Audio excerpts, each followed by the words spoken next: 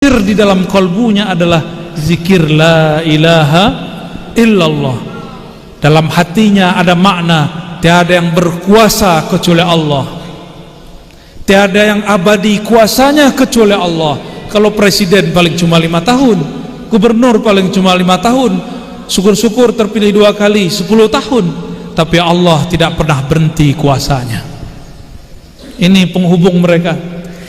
Itulah sebabnya kenapa umara yang di dalam hatinya ada nurullah, nur Muhammad Rasulullah SAW, juga tahu aku harus punya tameng ini karena kekuasaanku cuma 5 tahun tambah 5 tahun atau cuma berapa tahun. Ada yang sebelum 5 tahun sudah turun, ya benar. Jika dia beres kalimah la ilaha illallah di kalbunya, maka sang ulama wali Allah, sang umara pun wali Allah, baru sah disebut sultanullah. Sultannya Allah. Jadi pencirian sultan di kalbunya bertahta nama Allah Subhanahu wa ta'ala, bahwa yang sebenar-benar berkuasa dalam dirinya hanyalah Allah.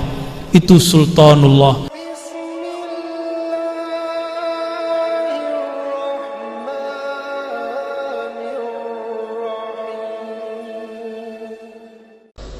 Alhamdulillahi Rabbil Alamin, hamdal hamidin, hamdal mustaghfirin, hamdan yuafi ni'amahu yukafi'u mazidah.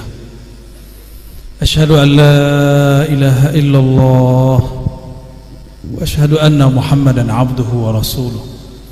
Allahumma salli wa sallim wa barik ala sayyidina Muhammad wa ala alihi wa ahli baitihi wa zurriyatihi ajma'in, amma ba'du.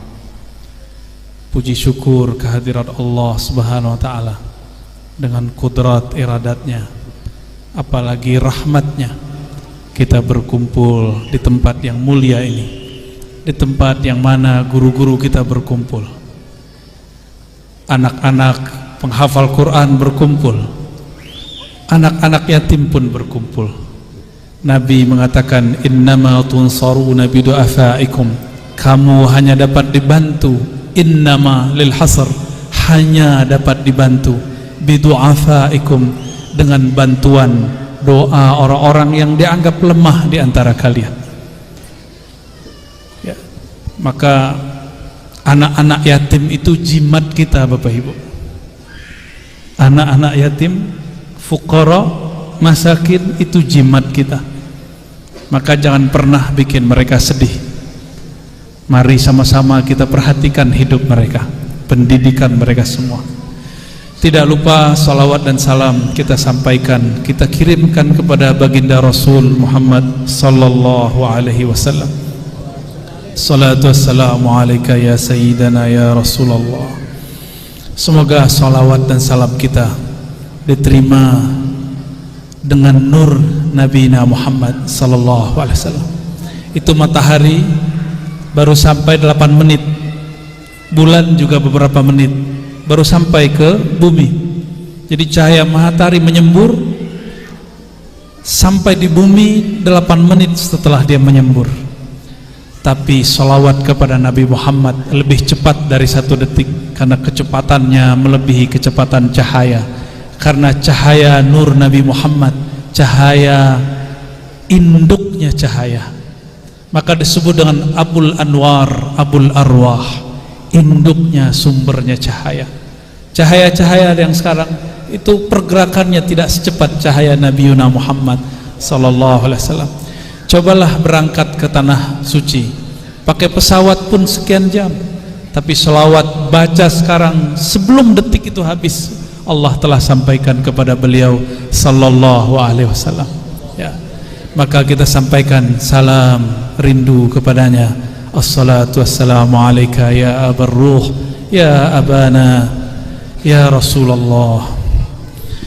Mohon izin Gurunda Usfia Rusdi, mata Allahu fi hayatikum. Semoga Allah memberikan keberkahan dalam setiap nafasnya, karena beliau sudah menjadi kafilul yatama, orang yang menanggung, mengurusi anak yatim. Saya sudah berjalan di beberapa pesantren, beberapa tempat, beberapa majelis. Orang yang paling lembut hatinya itu dua, mursyid tarekat, dan yang kedua kafilul yatama, orang yang menanggung hidup anak yatim. Kadang ada orang ahli zikir tapi susah menangis, tapi orang-orang yang menanggung hidup anak yatim hampir setiap saat kolbunya menyebut nama Allah dan Rasul bisa menangis. Saksikanlah beliau, ya, benar ya? Itu nggak dibuat-buat, tidak dibuat-buat, tidak ada sendiwara. Karena air mata itu ada riya dan nifaknya, kemunafikannya, kecuali air mata memandang anak yatim. Air mata rindu kepada Allah, rindu kepada Rasulullah sallallahu alaihi wasallam. Yang saya sangat hormati para guru, para ulama, dan wabil khusus para habaib, mohon izin duduk lebih tinggi, ya. Di hati saya para habaib lebih tinggi daripada saya. Dan manhaj akidah ahlus sunnah yang saya anut adalah mencintai zuriat Rasulullah sallallahu alaihi wasallam. Karena pesan dari beliau, pesan ini jarang dibaca orang karena takut disebut Syiah. Padahal ini tidak ada urusannya dengan Syiah. Ini urusannya adalah dengan Rasulullah sebelum Syiah itu ada. Ketika beliau mengatakan inni tarikum fikum tsaqalain, aku tinggalkan kamu dua hal yang berat. Berat betul. Satu kitab Allah, yang kedua ahlu baitku. Ya, mungkin saudara-saudara kita, guru-guru kita, para habaib malu menyampaikan hadis ini. Ya. Tapi saya bukan zuriat, maka saya tidak malu menyampaikan al-haq. Kulil haq walau kana murran. Walaupun nanti dituduh orang aneh-aneh, dari awal sudah menuduh saya, dan sampai nanti orang-orang itu akan menuduh. Tapi tidak usah khawatir, yang penting sahibus syafa'ah mencintai dan meridhoi kita. Amin ya rabbal alamin. Bagaimana mungkin akan diridhoi oleh Rasulullah sedangkan kita tidak menghormati zuriatnya? Bagaimana mungkin kita akan diridhoi Allah jika kita tidak menghormati ulamanya? Bagaimana mungkin dapat syafaat Rasulullah kita tidak menghormati anak yatim yang mana Rasulullah dulu pernah yatim? Inilah asrar rahasia kenapa anak yatim itu perlu dijaga. Karena Rasulullah itu adalah sayyidul yatama. Beliaulah penghulu anak yatim karena beliau lahir yatim. Ya, itu rahasianya, Pak. Ya. Mungkin jarang juga yang membahas itu, tapi sebenarnya ini perlu dijelaskan. Ya. Ngaji apa kita? Judulnya apa ini? Oh, bersatunya ulama dan umara. Masya Allah. Waduh, saya nggak sopan ini guru. Ini semoga Allah memaafkan saya ini. Ya. Bersatunya ulama dan umara. Ini judul juga baru dapat ini kayaknya nih ya. Saya tidak masuk ke judul ini, tapi masuk ke hadis Nabi. Karena setiap kali ada judul di kepala saya cuma ada hadis. Hadisnya mana nih? Ya. Dalam sebuah riwayat Imam Tirmizi, seorang sahabat namanya Abu Bakrah bersama dengan Bilal. Bilal ini bukan Bilal bin Rabah, tapi Bilal anak dari Abu Musa al-Ash'ari, Bilal bin Buraidah. Kemudian ada sahabat-sahabat yang lain.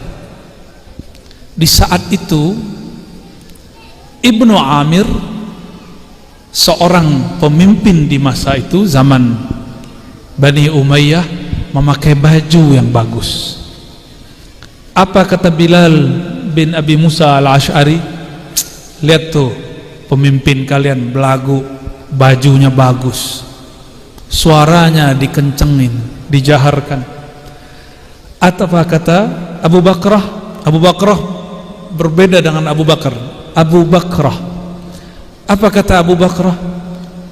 Sahabat Rasulullah SAW, uskut, diam.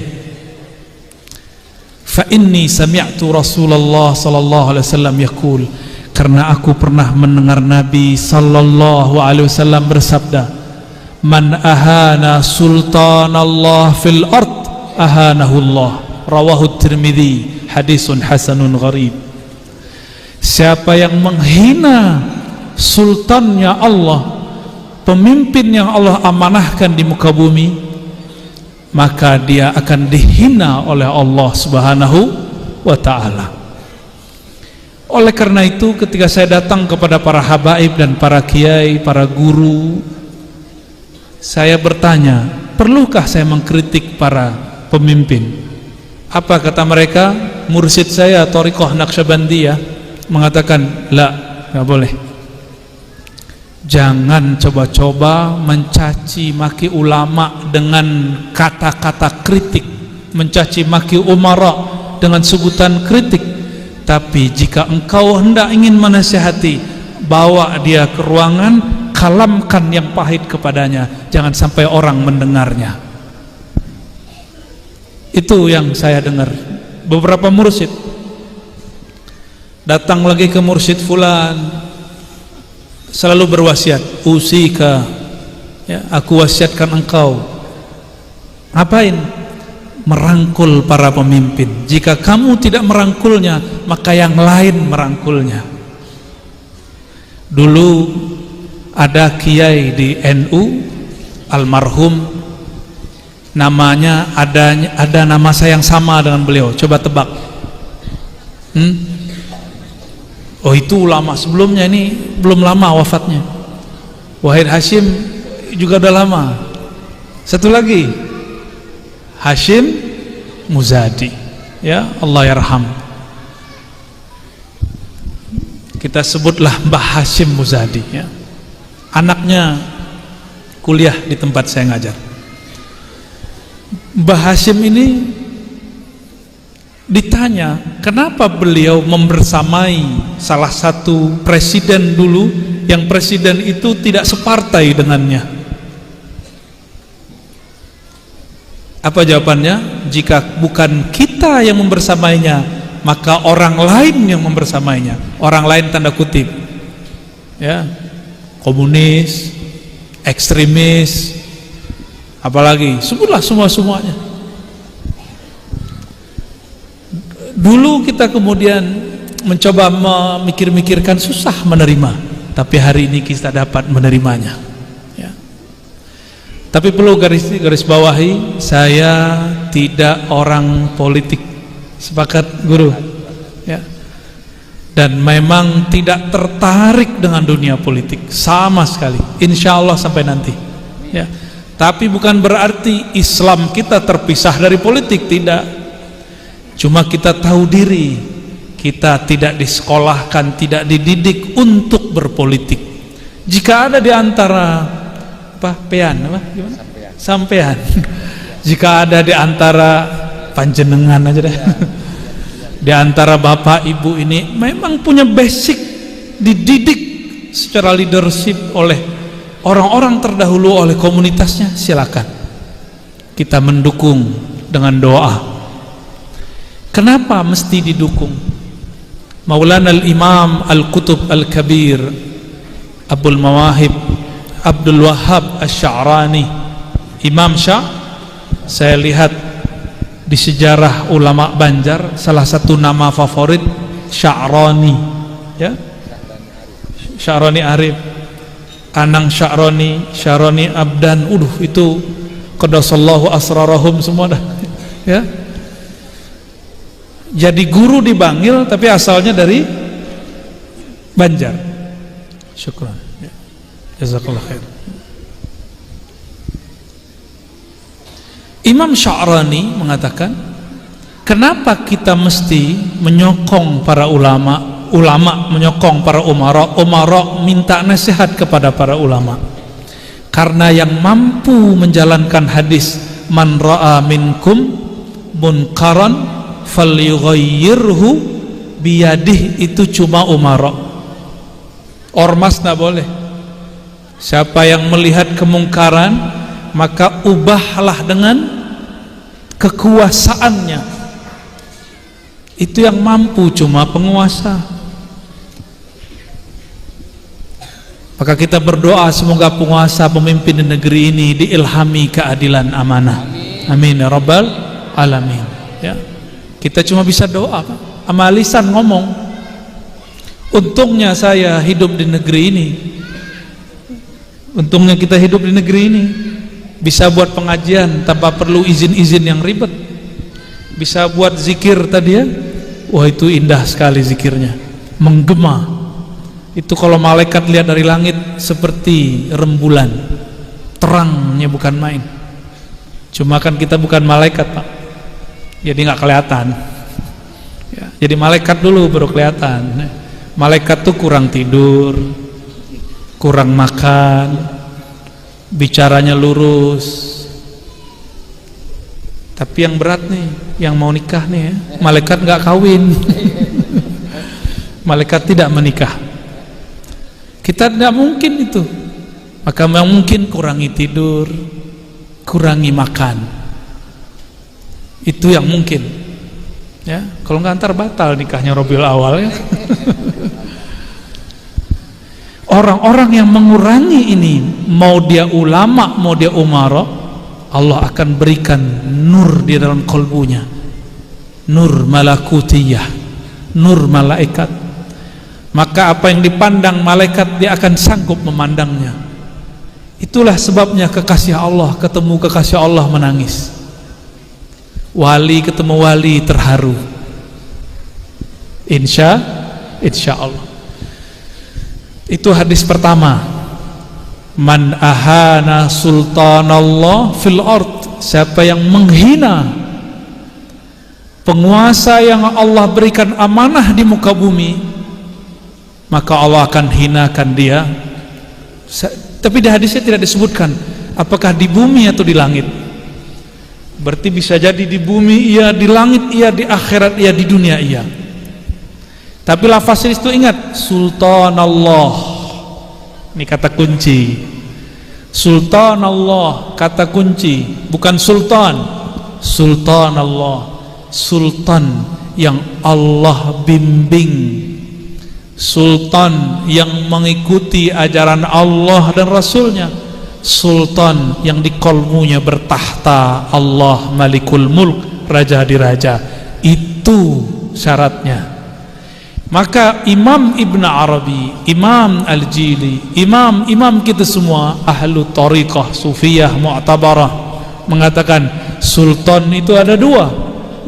Ada sultan yang zahir, ada sultan yang batin.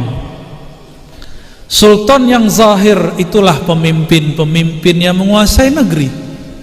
Tapi ingat, hati-hati para pemimpin. Sultan al-walayah, sultan al-batin itu adalah para ulama aulia. Hati-hati. Kalau pemimpin di bumi menguasai bumi, itu pemimpin wali-wali, suaranya, tanda tangannya, tangisnya tembus ke langit. Maka kita hati-hati ya. Maka akan terjadi kesempurnaan jika sultan Allah ini yang di langit dan di bumi, atau sultan yang di bumi yang tahtanya ada di langit itu amaliyahnya, muamalahnya bagus. Saya mau tanya, Abu Bakar ulama bukan? Abu Bakar ulama, tapi dia seorang apa? Khalifah, umara. Umar ulama? Umar lebih canggih lagi. Umar itu kata Nabi muhaddas. Apa arti muhaddas? Muhaddas, Allah berbicara ke dalam kalbunya. Itu Umar. Kok bisa Umar Allah berbicara ke dalam kalbunya?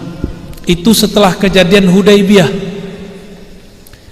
Kejadian Hudaybiyah adalah akhir hijabnya Sayyidina Umar diangkat oleh Allah Subhanahu wa taala.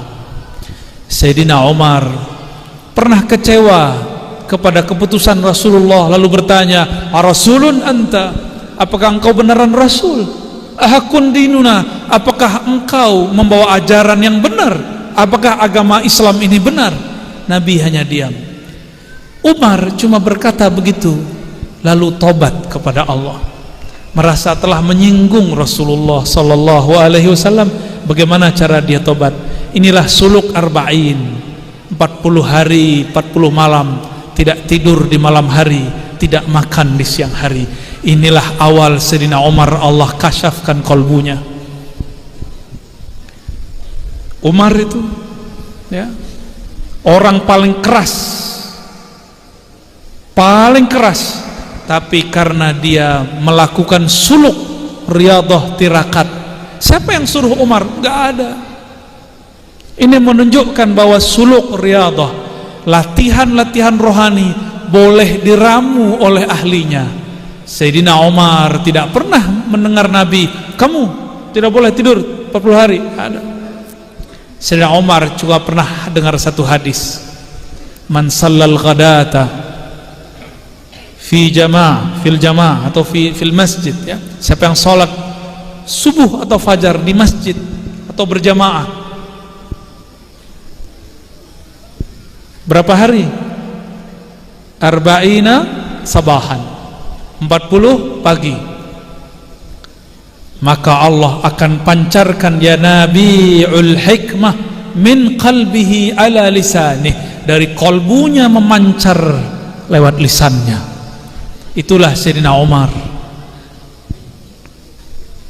Maka kalau ada dukun nih, belum ulama nih, dukun tirakat 40 hari bisa ngalahin kiai kalau perang-perang batin. Makanya ada kiai kena sihir, pada kiai wali Allah, hamba Allah, orang soleh. Kenapa dia kalah? Karena dia kurang tirakat dibandingkan dukun. Dukun bisa 21 hari tidak tidur, 40 hari tidak tidur. Saya pernah dengar juga 100 hari dia tidak tidur. Orang kalau sudah tidak tidur, maka karakternya, kan malaikat ada dua, malaikat nar, malaikat nur. Malaikat yang bertahan sampai sekarang malaikat nur. Malaikat nar sudah dipecat, namanya Azazil alias iblis. Kasyaf, tapi kasyaf setan. Iblis itu kasyafnya kasyaf yang membuka aib orang, melihat kelemahan orang. Untuk apa kasyaf begitu?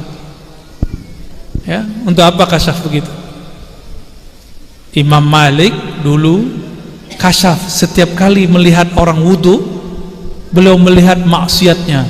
Tuh yang tadi nonton YouTube-nya nggak bener, ya, yang tadi nonton film aneh-aneh, yang matanya jelalatan kemana-mana, itu Imam Malik ketika cuci muka, dia lihat orang-orang dosa mata jelalatan, yang tangannya nakal. Sekarang nakal itu bukan megang orang, ngetik, ya. Oleh Imam Malik terlihat. Lalu beliau berdoa, ya Rabb, jika ini yang aku lihat, ini pasti dari syaitan, tolong diambil. Tuh Imam Malik gak seneng makasyaf. Kalau kita seneng ya, seneng ya baca isi hati orang. Repot Pak, baca status WA orangnya repot, baca status Facebook itu bikin gelisah. Gimana baca status kolbu orang? Lebih ribet, ya, lebih berbahaya.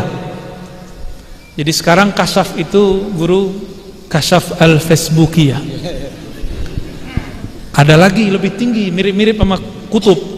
Ada kutbiyah, ini al-YouTubiyah. Insyaallah, ya, zaman sudah. Itu imam kita loh nggak mau.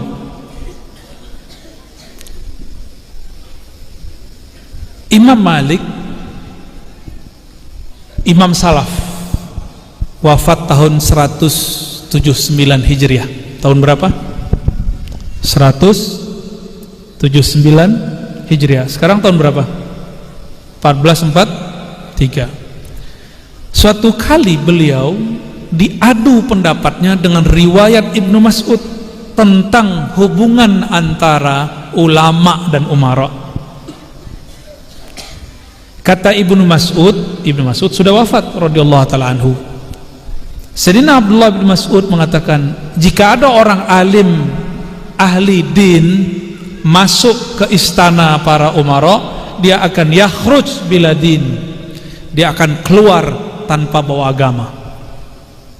Itu pendapat sahabat Ibnu Mas'ud. Tapi ini bukan sahabat, tapi Imam Malik. Imam Malik bolak-balik masuk istana. Saya belum masuk istana loh ya, cuman ceramahin orang di istana lewat Kemenak, udah langsung dibully ya, dicari-cari. Tapi alhamdulillah ya, Imam Malik ditanya, ya Malik, wahai Malik, kenapa engkau keluar masuk istana? Apa jawaban Imam Malik? Jika aku tidak masuk istana, jika engkau para ulama tidak masuk istana, lalu bagaimana cara menyampaikan kebenaran kepada para umara? Itu jawaban beliau. Berarti Imam Malik ini orang berani, nggak takut mati. Dulu ulama itu takut mengkritik umara, karena kalau habis kritik badannya nggak balik, nggak ada yang balik Pak, hilang. Dulu di masa Bani Umayyah, sebelum Imam Malik, ternyata ada khalifah yang luar biasa. Dia wali, dia ulama, dia ahli hadis, juga umara. Coba tebak, namanya juga Umar. Umar siapa?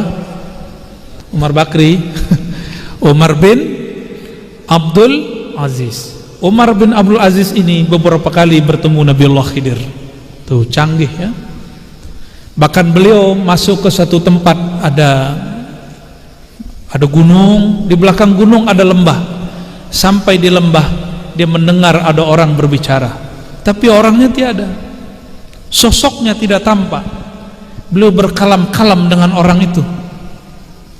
Ternyata itu orang adalah jin yang ada, yang muncul di zaman Sayyidina Isa. Dia mendapat kalam, kamu tunggulah di sini, nanti ada kekasih Allah akan datang ke tempatmu. Itu jin, umurnya panjang. Ternyata ada satu rahasia tentang umur jin. Jin itu tidak mati kalau tidak dibunuh. Itu wallahu alam, kalau ada jin yang mati tanpa dibunuh, kayaknya harus belajar ilmu jin lagi ya. Tapi itu yang kita dengarkan dari beberapa ulama. Dia biasanya bertengkar, berperang. Jin ini tidak ada yang membunuh. Dia diwasiatkan oleh Sayyidina Isa, kamu tinggallah di lembah ini, nanti akan ada kekasih Allah, umat dari Nabi akhir zaman. Betul. Ternyata itu jin patuh seperti robot. Dibilang jangan keluar, nggak keluar. Tunggu selama-lamanya. Sampailah di sana. Akhirnya Umar bin Abdul Aziz berkalam, wahai tuan jin, saya lupa nama jinnya. Itu jin punya nama. Diriwayatkan oleh Imam Abu Nuaim dalam kitab Hilyatul Auliya dengan riwayat yang bisa dipakai. Jadi sanadnya ada ya. Dikalamkanlah oleh Umar bin Aziz, wahai tuan jin, sungguh Nabi yang telah dikabarkan Nabi Isa sudah muncul. Senangnya dia. Tapi sayangnya dia telah wafat. Wafat tahun 11 Hijriyah. Sekarang beliau itu memerintah tahun 100 Hijriyah. Berarti sudah berapa tahun? Nabi wafat tahun 11. Umar bin Abdul Aziz memerintah tahun 100. Berapa tahun? 89 tahun Nabi Yuna Muhammad telah pergi mangkat kembali ke hadirat Allah Subhanahu wa ta'ala. Akhirnya jin itu nangis. Jin bisa nangis Pak. Itu jin tuh. Itu adalah pengikut Nabi Isa dari kalangan jin. Setelah itu terjadi, dia ajarkanlah si jin syariat Islam, diajarkan sholat, semuanya diajarkan, sampai diajarkan azan, kullu syai' ya. Lalu Umar bin Aziz pergi. Mendengar kabar itu, biasa kalau khalifah pergi ada pengikutnya nggak? Ada yang jaga, pengawal? Dari pengawalnya, pengikutnya mengabarkan Umar bin Aziz ketemu jinnya Nabi Isa, jin pengikut Nabi Isa. Maka setelah Umar bin Aziz wafat, banyaklah ulama datang ke tempat itu penasaran dengan jin pengikut Nabi Isa. Udah dicari semua pelosok, tidak bertemu. Saya curiga jinnya juga sudah wafat. Jin itu ternyata boleh wafat kalau dia minta kepada Allah. Itu jin-jin mulia ya. Dia mengatakan, ya Allah, matikan aku, mati dia, jika dia kekasih Allah. Imam Bukhari dikejar-kejar oleh, dulu gubernur juga, tapi bukan gubernur Paman Birin, namanya Ahmad bin Khalid. Ini gubernur minta Imam Bukhari untuk ngajar anaknya di istana. Ilmu hadis kan beda dengan ilmu zikir, beda dengan ilmu tasawuf. Ilmu hadis itu dicari kemana-mana. Kalau ilmu tasawuf kadang-kadang guru cari murid, seperti terjadi pada Imam Baqi Billah.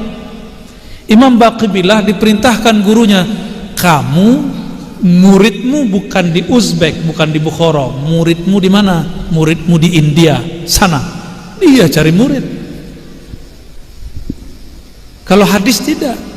Kalau hadis murid cari guru. Maka Imam Bukhari mengatakan, kasih surat, sampaikan kepada Tuan Gubernur, bukan Gubernur Paman Birin ya, jika anakmu hendak ngaji hadis, maka suruh dia datang ke masjidku. Itu. Tersinggung nggak gubernurnya? Tersinggung. Akhirnya si gubernur ancam Imam Bukhari. Disinilah Imam Bukhari kemudian melarikan diri kedua kalinya. Sebelumnya dituduh murtad oleh gurunya. Jadi Imam Bukhari pernah dituduh murtad oleh gurunya, mau dibunuh oleh pengikut gurunya itu. Yang kedua, beliau diancam oleh seorang gubernur. Sampailah perjalanannya di kota Samarkand. Saya waktu itu naik bus dari Bukhara ke Samarkand, ada beberapa jam, 6-7 jam. Apa itu salah? Semoga benar ya. Seingat saya 6-7 jam. Sampai di kota Bukhara, bayangkan itu pakai onta, mungkin sehari semalam lebih, bisa jadi 2 hari 3 hari. Setelah sampai, beliau kemudian bukannya ingin buka majelis, Imam Bukhari mengatakan, ya Allah, sudahlah, aku sudah lelah dikejar-kejar, malam ini tolong jemput nyawaku. Meninggal dia malam itu. Nih, kalau wali Allah boleh minta mati Pak, kalau belum jadi wali jangan minta mati ya. Ya, ada yang belum wali kan? Orang-orang kayak kita ini kan belum jelas Pak. Jangan coba-coba minta mati ya. Itu cerita kisah hakiki yang terjadi di zaman-zaman sebelumnya. Tapi ingat bahwa itu terjadi di abad pertama Islam dan kedua. Di zaman itu hubungan ulama dan umara tidak harmonis. Apa kata ulama dulu? La tatruku babal umara, jangan pernah datang ke pintu-pintu penguasa. Gitu. Jika engkau melihat ahli hadis masuk ke rumah-rumah penguasa, maksudnya istana-istana, fattahimuhum, maka tuduhlah dia, hati-hatilah terhadapnya. Ingat, ini bukan hadis, ini perkataan ulama abad pertama dan kedua. Ternyata di abad kedua di ujung abad kedua Imam Malik tidak mengikuti kalam itu. Beliau kemudian datang ke istana-istana, ke rumah-rumah para pemimpin. Berarti ulama salaf berbeda manhaj mengenai sikap hubungan antara ulama dan umara. Beda cara. Gak usah jauh-jauh. Negeri Banjar, ulama yang sampai sekarang harum namanya, dan Imam Ibnu Athaillah mengatakan tiadalah seorang dikenal wali kecuali izin Allah mengatakan bahwa dia benar-benar wali. Itu terjemahan bebasnya, ya. Jadi kalau ada orang dimasyhurkan sebagai wali, memang sudah izin dari Allah Subhanahu wa taala. Dan adakah yang syak mengenai kewalian Datuk Kalampayan? Ada enggak? Beliau sejarah hidupnya besar di istana. Benar. Besarnya di istana. Belajar Quran di istana. Tuh udah beda lagi dengan Imam Bukhari itu. Kemudian beliau yang nama kecilnya Sayyid Ja'far. Sayyid Ja'far ini dibeasiswakan belajar nyantri di Makkah. Benar. Siapa yang kemudian membiayai? Kerajaan, kesultanan. Pulang-pulang jadi ulama, jadi wali, jadi ulama. Makom kewaliannya kemarin kita sudah baca malam tadi, ya, kitab Kanzul Ma'rifah. Kita baru baca 2/3 guru, ya. Alhamdulillah, tabarukan, ya. Bukan mengajarkan tapi sekedar membedah, ya. Berarti sejarah negeri ini hubungan umara dan ulamanya baik. Sebelum ini di Aceh ada Samudra Pasai, ada kerajaan Aceh, macam-macam, ya, sampai kita lupa namanya. Setiap raja ada Syekhul Islam sebagai mufti dan penasihatnya, selalu ada. Berarti negeri ini dulu dibangun dengan kemesraan ulama dan umara, ya. Tapi boleh nggak ulama beda umara? Boleh nggak? Boleh. Tapi kayaknya bukan guru. Saya punya mursyid Thariqah Samaniyah, dulu pengkritik di zaman Soeharto. Khutbah siang hari, malam hari dijemput tentara. Tapi si tentara jadi muridnya. Jadi cuma 2 jam 3 jam pulang, diantar pulang, cium tangan. Ulama pemberani. Lalu kita datang kepada salah seorang guru kita. Guru kita mengatakan, ulama mesti merangkul umara. Ternyata ini diambil dari kalam Imam Malik. Tapi kalau beda coblosan boleh nggak? Boleh nggak? Saya mau tanya, di zaman Nabi ada nggak orang nyoblos? Nggak ada. Berarti ini tidak diatur oleh agama, kan? Ya. Kenapa sekarang ada orang menganggap beda coblosan beda iman? Ini akan terjadi lagi, dan saya takut 2024 ini tambah parah. Maka saya berharap para habaib, para ulama, mohon umatnya didewasakan, dikuliahkan bab ahlus sunnah wal jamaah mengenai tentang siyasah. Apa kata Imam Al-Juwaini dalam kitab Al-Ghiyasi? Jika dalam bab ibadah, bahkan dalam bab akidah ada mazhab berbeda-beda, apalagi dalam bab muamalat. Jika dalam bab muamalat orang berbeda-beda, apalagi dalam bab imarat, bab siyasah. Lalu kapan muncul orang-orang yang kemudian menganggap beda politik, beda iman? Itu terjadi setelah Sayyidina Ali mengalah dari Sayyidina Muawiyah. Orang yang tadinya simpatisan Sayyidina Ali, ingat-ingat nih, hati-hati nih para pemimpin, para guru, para ustadz. Orang yang senang sama kita sekarang belum tentu senang sama kita selamanya. Dulu puja-puja Sayyidina Ali karamallahu wajha. Ketika Sayyidina Ali ngalah, apa kata kelompok ini? Ali berhukum bukan dengan hukum Allah, fahuwa kafir.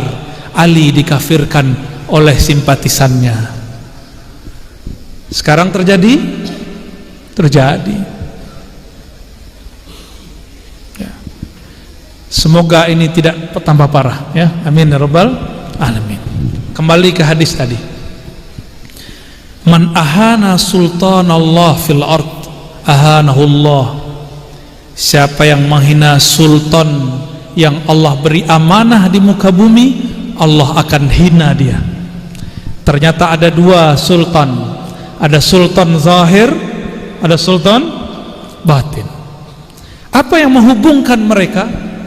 Yang menghubungkan mereka adalah hubungan mereka dengan Allah. Hubungan mereka dengan Allah. Makanya kalimatnya jelas, innamal mu'minuna ikhwah. Sesungguhnya orang-orang yang percaya itu bersaudara. Masa kita cuma beda politik kemudian berbeda? Dan ada satu hal yang penting saya sampaikan. Seorang ulama butuh tameng dalam dirinya supaya tidak menjilat kepada umara. Umara perlu tameng dalam dirinya supaya tidak menjadi pencitraan. Apa tameng itu? Itulah yang dikatakan dalam hadis qudsi, la ilaha illallahu hisni. Siapa yang melazimkan baca la ilaha illallah, dia telah mendapatkan bentengnya Allah subhanahu wa ta'ala.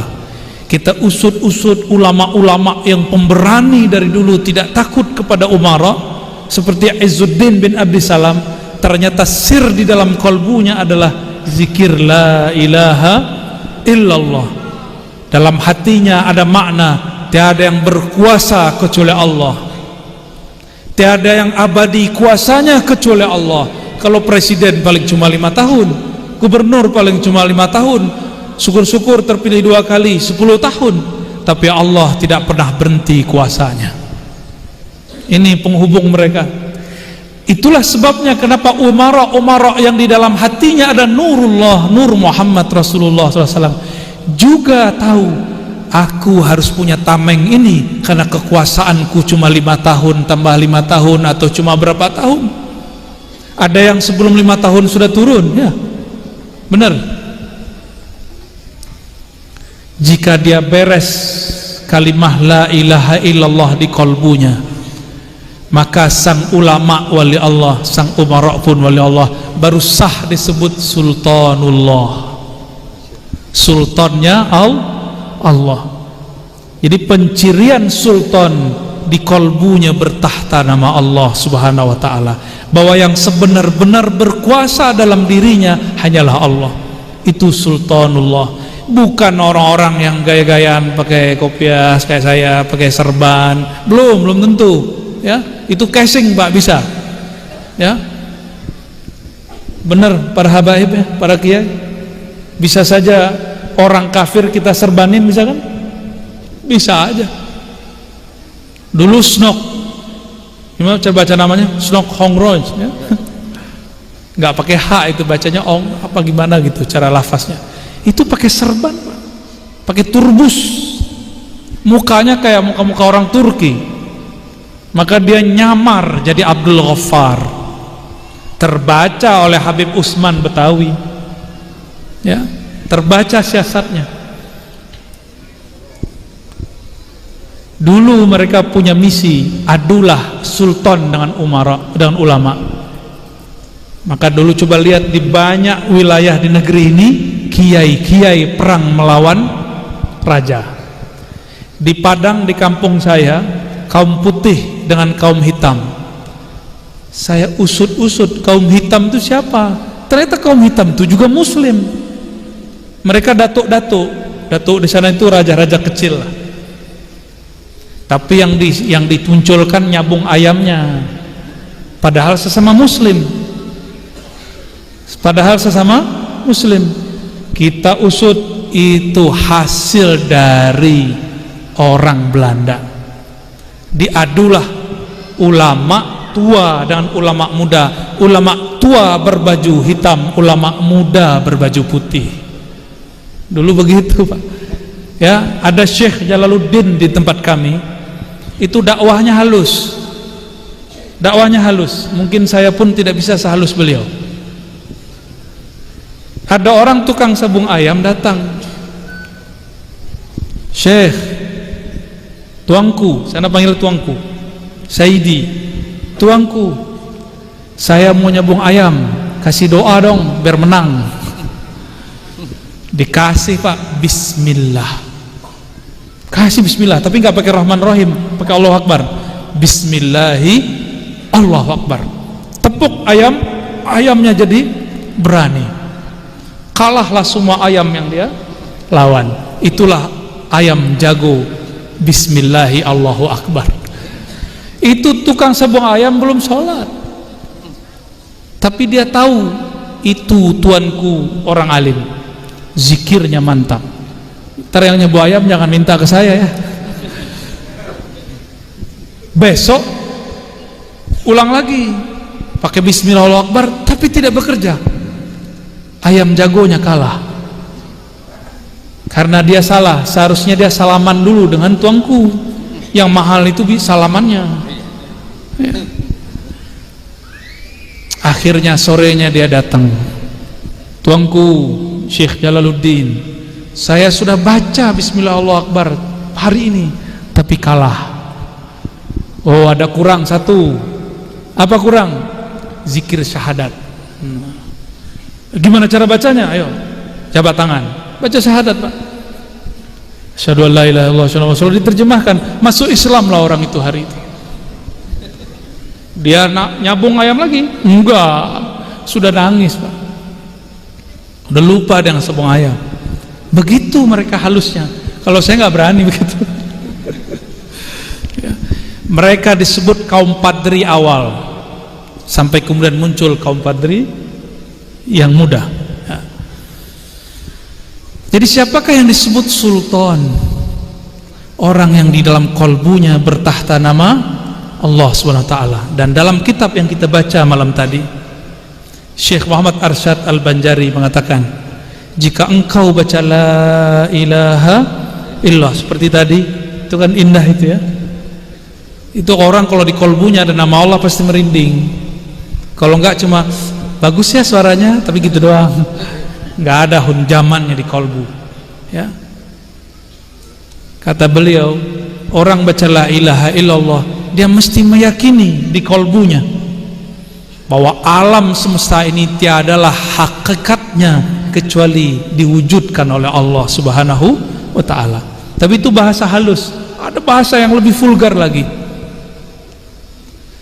Saya dulu belajar Thariqat Syattariyah. Saya tanya kepada guru, supaya zikir la ilaha illallah ini mantap di thariqat ini, paling ujung, paling mantap, paling cepat merasakannya bagaimana? Ini boleh dipakai ya, karena ini sudah ditulis di kitab-kitab. La ilaha illallah. Ini jangan salah paham, ini pelan-pelan kita terjemahin. La ilaha, meniadakan tubuh kasar. Illallah, hanyalah Allah di dalam batin. Masih kurang paham kan? Nah, kita tambahin lagi penjelasannya. La ilaha, tiadalah daging, tiadalah tulang, tiadalah darah, tiadalah rambut, tiadalah kulit, tiadalah tubuh, tiada, habis. Illallah, kecuali semuanya itu diciptakan, dihembuskan oleh Allah Subhanahu wa ta'ala. Gitu. Sehingga ketika kita berzikir la ilaha, terpandang tubuh yang kasar, illallah dihunjamkan ke dalam kolbu, barulah bertahta nama Allah. Orang yang seperti ini dia tidak akan menyekutukan Allah lagi dengan air. tidak akan menyekutukan Allah lagi dengan makan atau asbab air dan makan, yaitu duit. Karena la ilaha illallah. Tapi ada yang salah faham. Apa kata mereka? Tiadalah daging, tiadalah tanah, tiadalah apa? Urat, tiadalah darah kecuali Allah. Tubuhnya jadi Allah. Ini pelajaran awal ahlu sunnah aja salah itu. Di akidah ahlu sunnah, Allah laisa bijismin, Allah bukanlah jisim, laisa kamislihi syai'. Maksud tuan guru kita dulu, tiadalah ada dagingmu, tiadalah ada darahmu, tiadalah ada kudrat iradatmu kecuali dengan Allah Subhanahu wa ta'ala. Bukan jadi Allah pian. Ya. Namun ada orang lagi sakar mabuk. Dia tidak, yang dia lihat hanya Allah, tapi orang melihat dia menyebut dirinya Allah. Itulah yang terjadi pada guru Abdul Hamid, ya, Abulung, ya.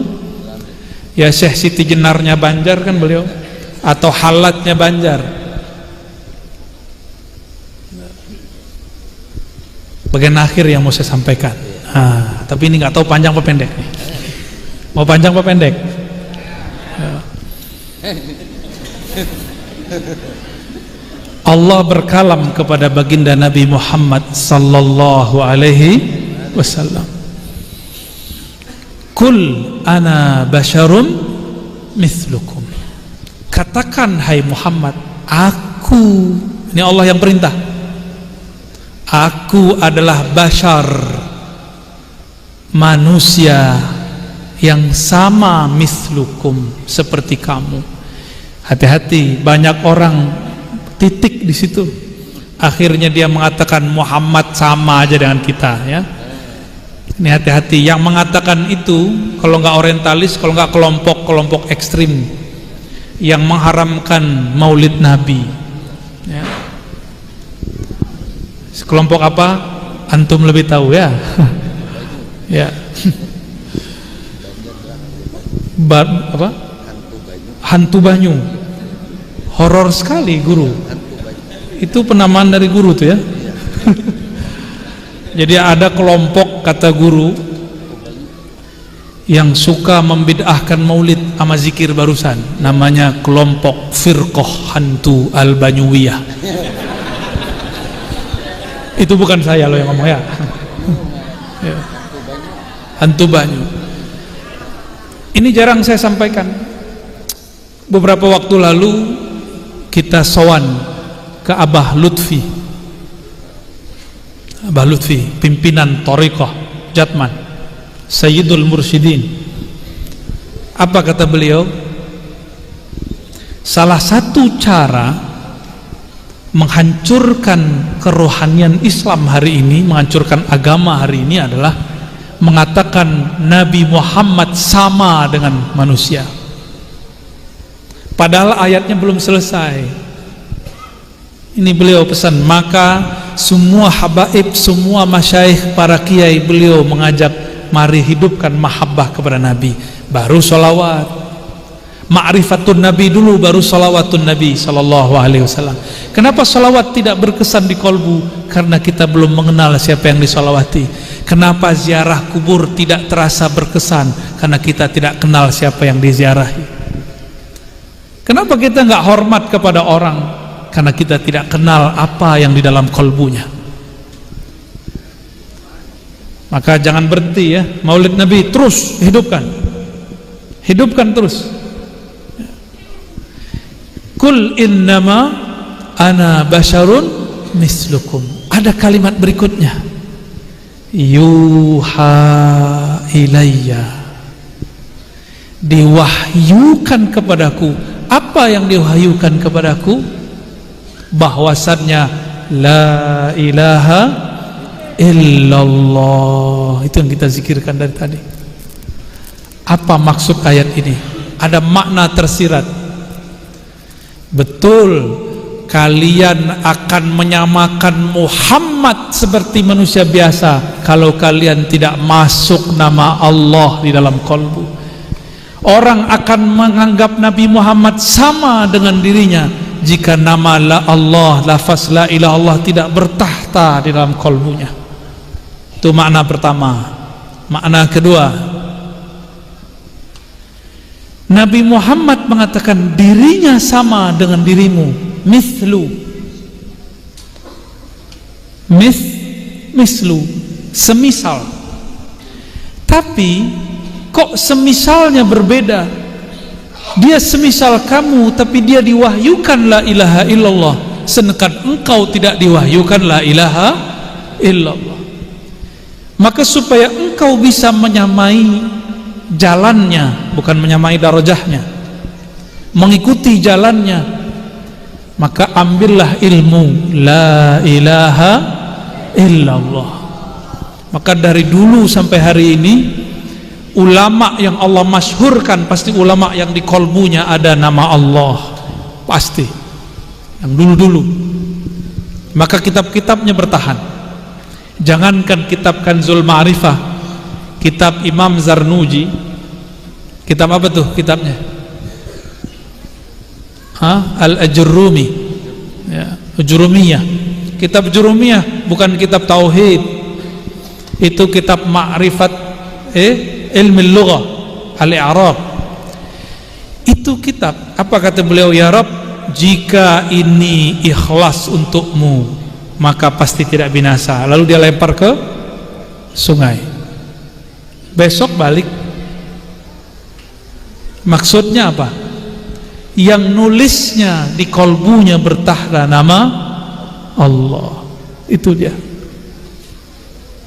itu Imam Zarnuji. Jadi yang kitab-kitab yang kita baca hari ini itu rata-rata wali Allah. Namun ada wali yang bertugas untuk ilmu nahwu saraf, ada wali yang bertugas mengajarkan ilmu thariqah dan lain sebagainya.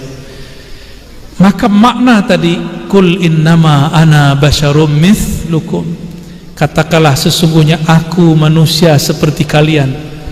Jika kalian masih tetap mau biasa, janganlah belajar la ilaha illallah. Tapi jika ingin menjadi pewaris Rasulullah, maka belajarlah la ilaha illallah. Awalnya lisan yang membaca, nanti lama-lama kolbu yang baca, nanti lama-lama dibacakan di dalam kolbu, ditalkinkan di dalam kolbu. Bukan dari jin, bukan dari syaitan. Yuha ilayya.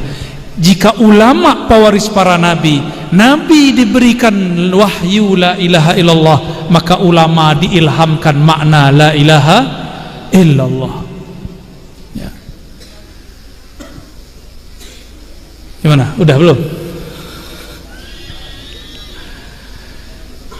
Disitulah Imam Ad-Dusuki mewasiatkan muridnya, jika engkau ingin terbebas dari api neraka, maka bacalah la ilaha illallah sab'ina alfa marrah, 70.000. Disebut dengan zikir ataqah. Apa namanya? Zikir ataqah.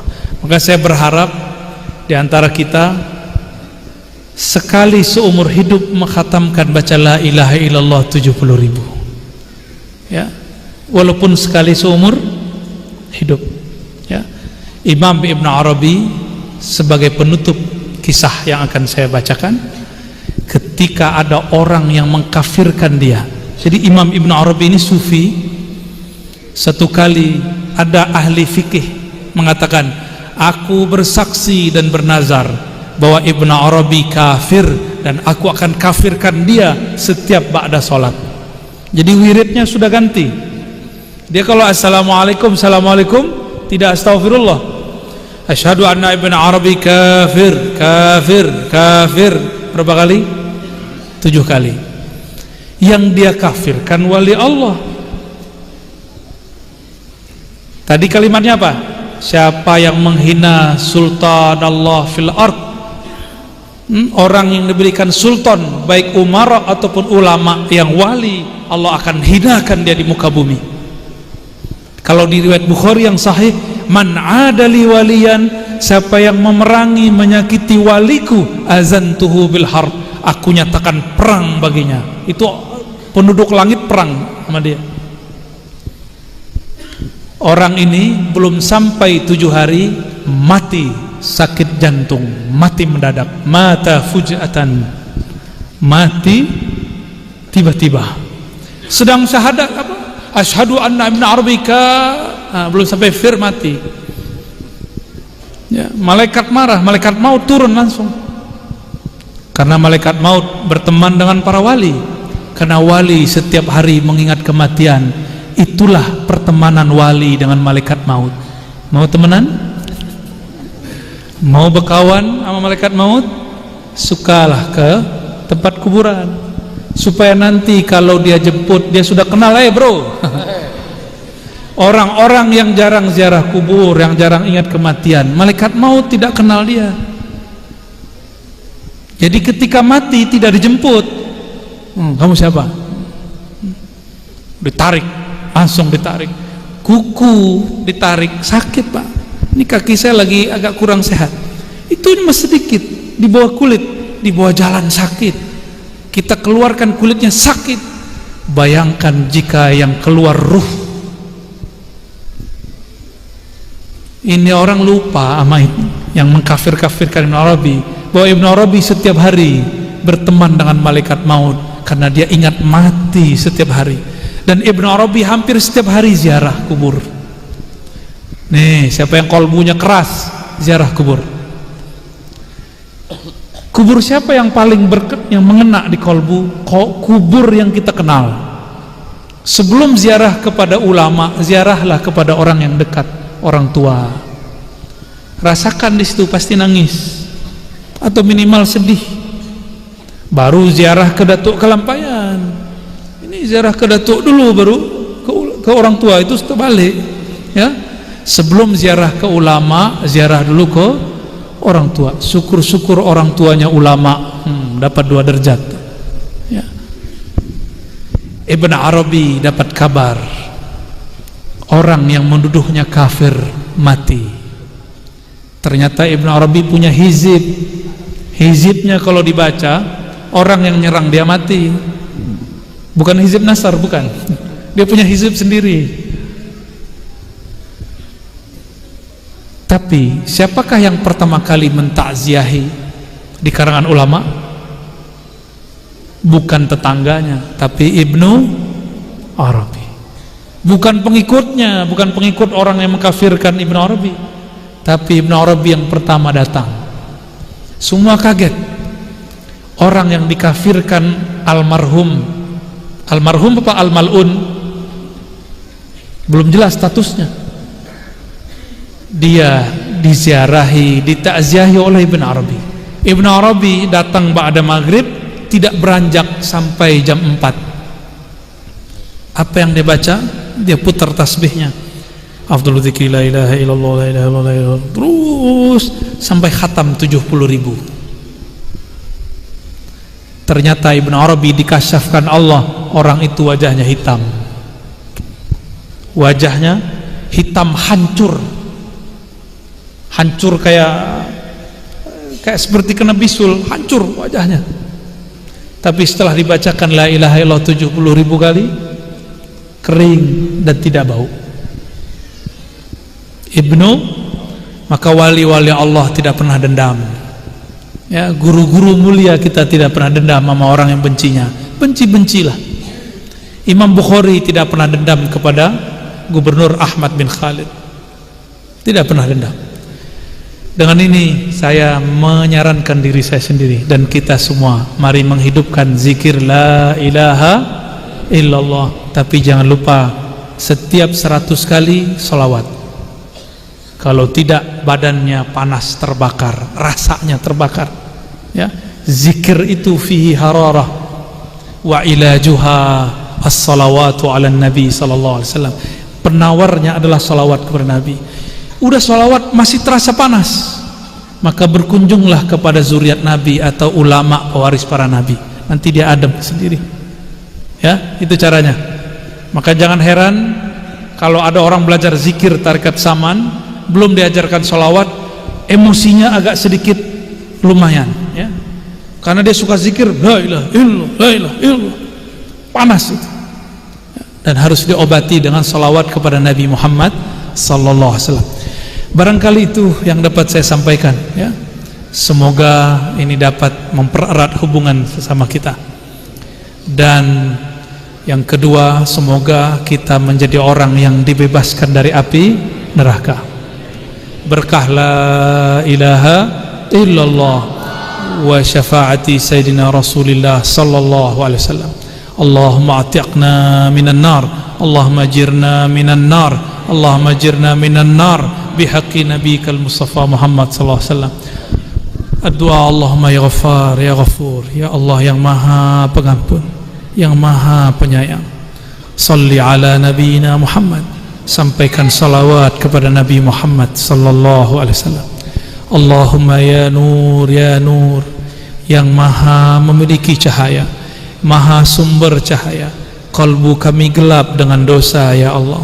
Kalbu kami gelap karena jarang berzikir ya Allah.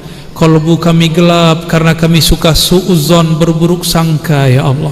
Kalbu kami gelap karena benci ya Allah. Kalbu kami gelap karena memikirkan selain ayat-ayat-Mu ya Allah. Kalbu kami gelap karena tidak ada nama-Mu ya Allah. Famla' qulubana ya Allah ya nur binuri asma'ika. Maka ya Allah, penuhilah kalbu kami dengan nama-nama-Mu, dengan cahaya-cahaya sifat-Mu. Allahumma amla' qulubana binuril yaqin. Ya Allah, di dalam kalbu kami ada syak, ada ragu yang berkepanjangan, ada was-was yang tidak berkesudahan. Maka dengan berkah nur-Mu ya Allah, berikan kami keyakinan dan matikan kami dalam husnul khatimah. Allahumma ya Allah, Allahumma ya Allah, urzuqnal ihsan. Ya Allah, anugerahi kami maqamat ihsan, maqam yang mana kami beribadah seakan memandang-Mu, jika tidak kami merasa dipandang oleh-Mu. Allahumma ya Allah, balligh salatana wa salamana ila sayyidina Rasulillah. Sampaikan salawat kami, salam kami kepada baginda Nabi Muhammad sallallahu alaihi wasallam. Ya Allah, kalbu kami keras ya Allah. Disebut namanya kami tidak menangis, disebut namanya kami tidak juga merinduinya, disebut namanya kami tidak juga tersentuh. Maka ampunkan ya Allah kalbu kami yang keras ini. Tetap sampaikan juga ya Allah salawat kami yang kurang ikhlas ini. Allahumma salli ala sayyidina Muhammad. Sama-sama. Allahumma salli ala sayyidina Muhammad wa ala ali sayyidina Muhammad. Allahumma salli ala sayyidina Muhammad wa ala ali sayyidina Muhammad. Allahumma salli ala sayyidina Muhammad wa ala ali sayyidina Muhammad. Ya Allah, sampaikan salawat dari ruh kami kepada ruh Nabi Muhammad, salawat dari kalbu kami kepada kalbu Nabi Muhammad, dari jasad kami kepada jasad Nabi Muhammad. Allahumma salli ala sayyidina Muhammadin al-fatih lima ughliq wal khatim lima sabaq, nasiril haqqi bil haqqi wal hadi ila siratikal mustaqim wa ala alihi haqqa qadrihi wa miqdarihi al-azim. اللهم صل على سيدنا محمد طب القلوب ودوائها وعافية الأبدان وشفائها وقوت الأرواح وغذائها وعلى آله وصحبه وبارك وسلم. اللهم صل على سيدنا محمد النور الذاتي وسر الساري في جميع الأسماء والصفات والذات وعلى آله وصحبه وبارك وسلم. اللهم استجب دعواتنا بسر الصلاة على نبينا محمد صلى الله عليه وسلم. Alhamdulillah Rabbil Alamin.